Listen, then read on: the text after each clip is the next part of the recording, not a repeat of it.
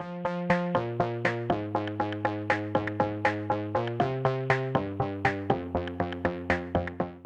what's up, everybody? In this lesson, we're going to learn a little bit about how to isolate and adjust different parts of your image. In this case, we want to adjust the sky.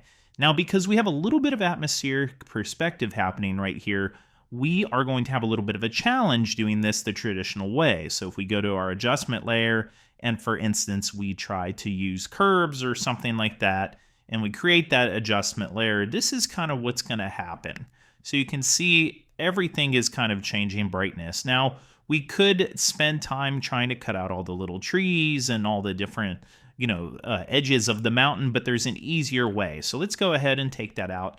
To do that, I'm going to go to the background layer and we're going to right click on that layer and we're going to convert that to a smart object. You can also go to layer, smart objects, convert to smart object. Once that's a smart object, this allows us to do this non-destructively.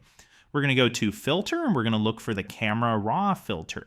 When we open our camera raw filter, we can see we get the same issue. Everything is going to be overexposed. It's not really isolating, but we have a bit of extra power in camera raw to help us. So on the right-hand side, I want you to go down to this circle icon, hit masks, and select the create new mask sky. Now what that's going to do pretty decently is isolate your sky. Now, why that matters is once you isolate your sky, if I scroll down now, I can just adjust the contrast, the highlights, or even just things like the color temperature right there in the sky itself.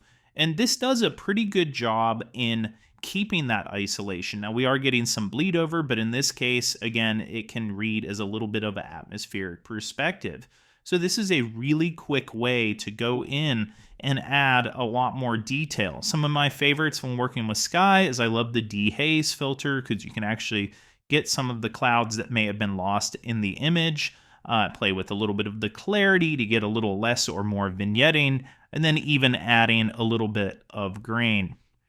This is a great tutorial to be able to go in and make quick adjustments, and then when you hit OK, so we now have this and it's non-destructive, so we can go ahead and see it on and off.